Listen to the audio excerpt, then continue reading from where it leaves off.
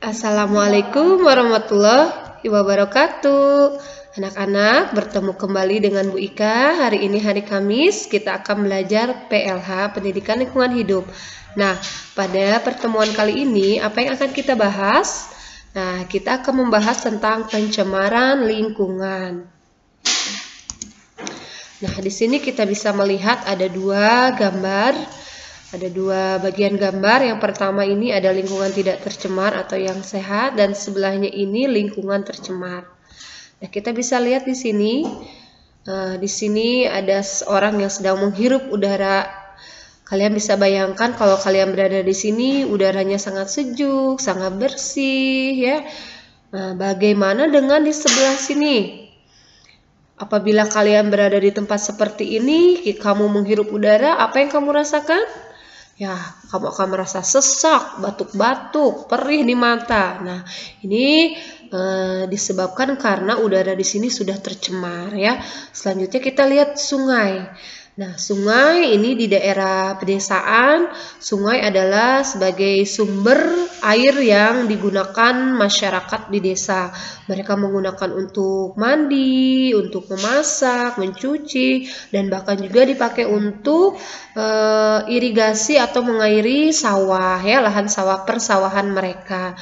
Nah, bagaimana dengan sungai-sungai yang ada di perkotaan? Wah, tidak bisa dijadikan sumber air bersih untuk masyarakat di sana, karena kita bisa lihat di sini banyak sekali sampah atau polutan. Apa itu polutan? Kita akan pelajari. Nah, selanjutnya di sini ada tanah yang subur, ya. Di sini tanahnya tidak tercemar. Nah, bisa ditanami dengan berbagai macam tanaman, tumbuh dengan subur, ya. Sementara bagaimana dengan di sebelah sini? Maknya tertutup. Nah, ini tanahnya itu ditutupi oleh polutan, ya. Di sini sepertinya minyak mentah, ya. Jadi bagaimana keadaan tanah di dalam sana? Di sini bakterinya bisa saja mati, karena di dalam tanah itu sebenarnya terdapat bakteri-bakteri yang baik, ya, untuk tanah, untuk menyuburkan tanah. Tapi dengan kondisi seperti ini, mereka tidak bisa hidup, dan akhirnya tanah di lingkungan yang tercemar ini tidak bisa ditanami lagi oleh tumbuhan, ya. Kita lanjutkan. Nah, apa sih pengertian pencemaran lingkungan? Pengertian pencemaran lingkungan. Nah, pencemaran adalah bercampurnya unsur-unsur lain yang dapat mengganggu dan merusak keseimbangan lingkungan hidup. Nah, bahan-bahan apa saja yang menyebabkan pencemaran lingkungan? Nah, bahan-bahan yang menyebabkan pencemaran lingkungan disebut dengan polutan tadi, ya. Ada apa saja? Terdiri dari zat padat, zat cair, ataupun gas, ya. Zat padat seperti apa? Seperti sampah, ya, kaleng bekas, kaca bekas, plastik, ya, yang susah diurai. Nah, selanjutnya ada juga zat cair. Zat cair berupa air kotor, ya, berupa minyak, ataupun bisa juga berupa sisa-sisa ini dari limbah pabrik dibuang ke saluran atau selokan, ya. Dan satunya lagi berbentuk gas. Nah, gas itu polutannya itu bisa berasal dari selain pabrik, tadi yang dari gambar itu juga bisa dari kendaraan bermotor, ya. Selanjutnya kita akan mempelajari jenis-jenis pencemaran. Ada 3, yaitu pencemaran air, udara, dan tanah. Kita akan mulai dari air, penyebab terjadinya pencemaran air. Nah, pencemaran air ini sumber-sumbernya itu berasal dari yang di sini ada lahan pertanian. Mereka biasanya memakai pupuk kimia atau pestisida kimia untuk membunuh hama yang berbahan kimia, misalnya disiram dan airnya nanti akan mengalir ke sungai, akhirnya sungainya tercemar dengan polutan ya. Bisa juga dari sampah rumah tangga ya. Di sini ada biasanya rumah-rumah itu membuang untuk mandi, air bekas cuci piring itu ke sungai, ataupun buang air kecil, buang air besar ke sungai ya. Jadi di sini menyebabkan sungai menjadi kotor. Dan juga sampah-sampah ya dibuang ke sungai. Selain itu juga bisa ini dari kotoran hewan di peternakan ya, ataupun juga limbah pabrik ya. Pabrik-pabrik membuang limbahnya ke sungai. Kenapa? Karena lebih murah daripada mereka harus mengolahnya, harus membeli alat-alat yang mahal.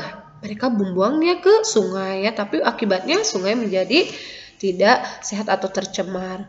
Selanjutnya terjadinya pencemaran tanah. Ini juga hampir sama disebabkannya dari sampah, pupuk atau pestisida kimia, dan juga misalnya dengan pengundulan hutan. Jadi dengan penebangan hutan yang sembarangan, sehingga tanah di sini pengurainya ya, bakteri pengurainya tidak bisa hidup ya. Dan terdapat juga bahan-bahan kimia yang berbahaya yang diakibatkan dari ini ya, pupuk atau pestisida kimia dan ya seperti itu. Selanjutnya pencemaran udara. Nah, di sini pencemaran udara, sumber pencemaran udara itu bisa dari limbah pabrik, asap pabrik ya, dari kendaraan bermotor, asap pembakaran sampah, kebakaran hutan, dan juga debu.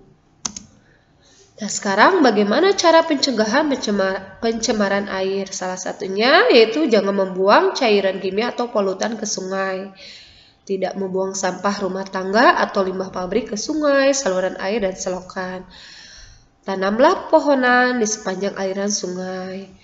Jangan menebang pohon di aliran sungai, hulu sungai, dan pegunungan.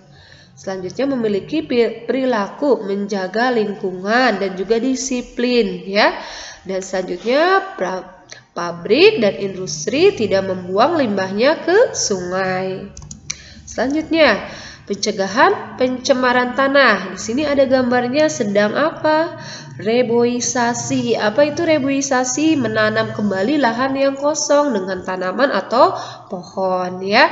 Selain itu juga bisa dengan menggunakan ketika ingin bertanam atau bercocok tanam, kita menggunakan pupuk organik, pupuk yang aman bagi lingkungan, dan juga tidak membuang sampah sembarangan.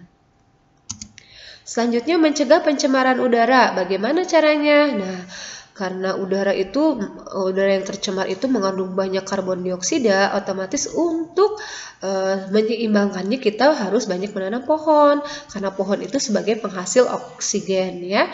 Dan juga menghindari pembakaran hutan, tidak membakar sampah sembarangan, dan menggunakan kendaraan ramah lingkungan atau memiliki penyaring gas atau asap yang berbahaya. Dan tidak juga membuang sampah-sampah yang mengeluarkan bau yang busuk ya. Nah, itu saja tentang pencegahan pencemaran udara. Selanjutnya di sini ada top 10 way to save the earth. Nih, bagaimana kita cara menjaga lingkungan yang tercemar dan lingkungan yang baik ya. Di sini ada salah satu langkah-langkahnya ya, menggunakan kain, jangan pakai membungkus kain dan pita untuk membungkus kado supaya sampah kertasnya berkurang.